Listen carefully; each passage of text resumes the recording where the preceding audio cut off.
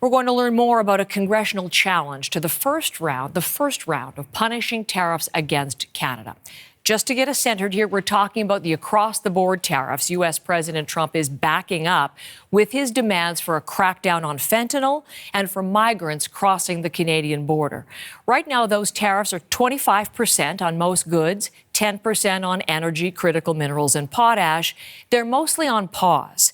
But that pause is set to end tomorrow, just at the stroke of midnight, just after midnight. And tomorrow as well, Donald Trump will announce reciprocal tariffs against Canada and other countries. There is new reporting in the Wall Street Journal and the Washington Post that those tariffs could be as high as 20%.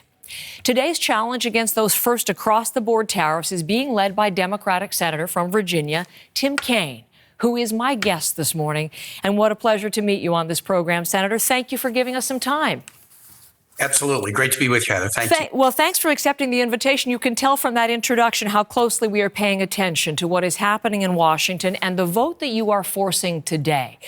Could we begin with that? What exactly, if you could explain, what exactly is going to begin? What is the basis of your challenge to these Donald Trump tariffs, the first ones across the board? Heather, there's very few things a U.S. Senator can do on his or her own that is guaranteed a floor vote. But challenging a presidential emergency declaration is one of those things. So the president created what I call a fake Canadian emergency to justify these across the board 10 and 25% tariffs. And I filed a challenge pursuant to a congressional enactment to challenge the presidential emergency. The matter is now ripe for consideration, and we will vote on the challenge either today or the vote could slip to tomorrow. But I have been joined by 5 other Democratic senators as co-sponsors and 1 Republican co-sponsor. I also have 2 other Republicans who yesterday indicated they're going to vote for me. So we're starting to see Republicans willing to say, hold on a second, these tariffs against Canada, our number 1 trade partner, an ally and friend, make absolutely no sense. The stated reason for the emergency, that there's a fentanyl crisis of fentanyl coming into the United States from Canada, is invented and specious.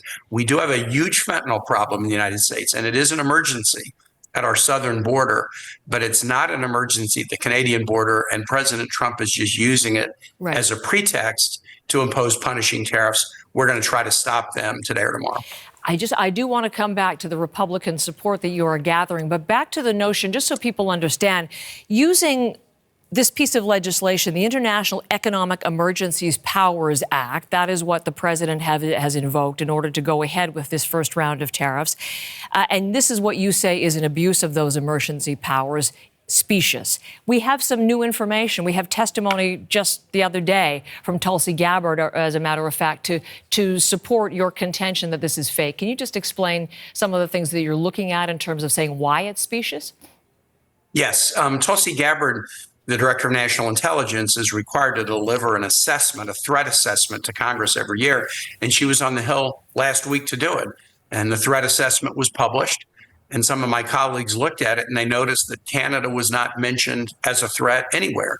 And there was a section in the report dealing with fentanyl. And in that section, Canada was not mentioned as a threat. So she was asked, we don't see Canada here.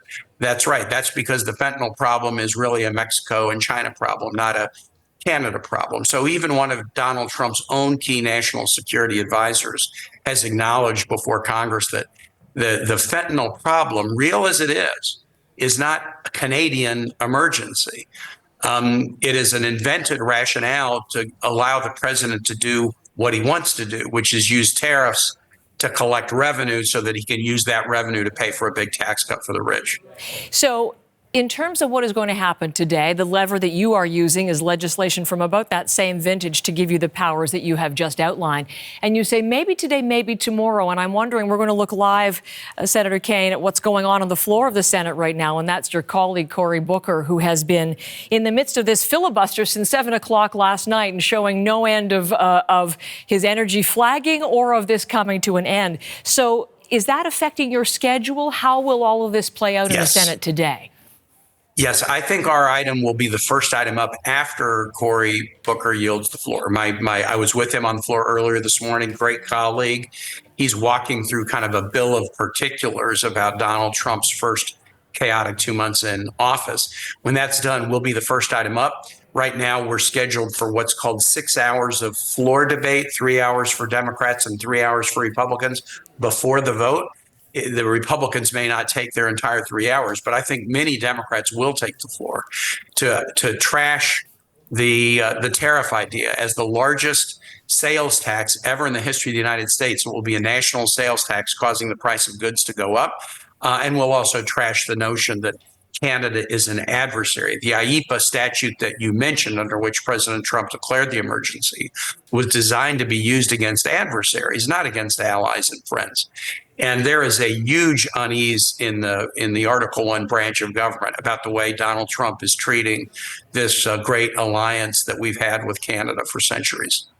We'll listen as those Democrats take the floor, but we'll also be watching what happens on the Republican side of the aisle. As you mentioned, Rand Paul is with you on this thus far, but you would have 47 Democratic seats and votes, and you need 4 more. I don't need to explain the math to you, but just for our Canadian audience, 100-seat Senate, you need 4 more Republicans in order to get this passed. Rand Paul is one. Where else are you looking for support, and where do you think you might get it?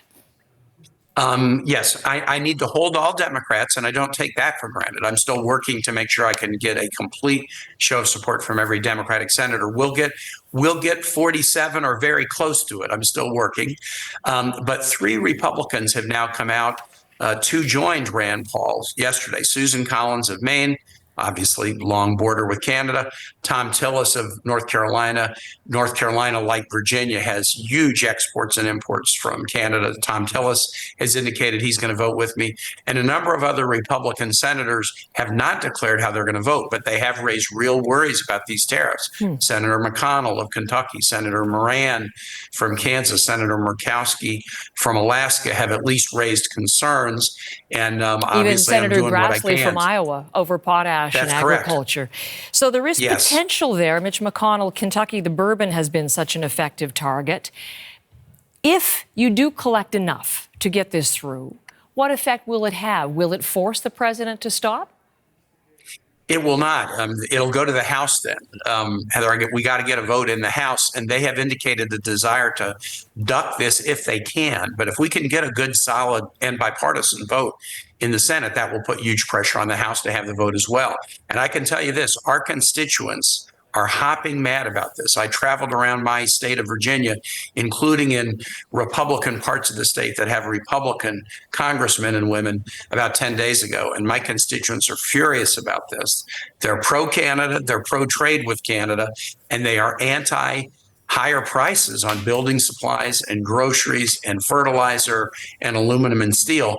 So if we have a good vote in the Senate, then it will go to the House. We'll work hard to get a good vote in the House. It then goes to the president. He can veto it if he wants.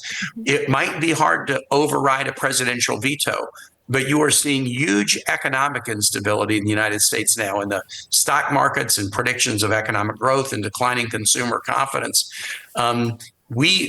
Given how bad Donald Trump has taken a great economy and sort of turned it via chaos into a really challenging economy, it's not even beyond the pale that if he vetoed the bill, we could override the veto. But that's thinking down the road. I got to get this thing out of the Senate first, and that's what I'm going to try to do in the next 24 hours. But even if you just get it through the Senate, if there is enough or some Republican support for what you'd like to do, it must be symbolic in that would be a first break away from what Donald Trump has been putting through with his administration thus far.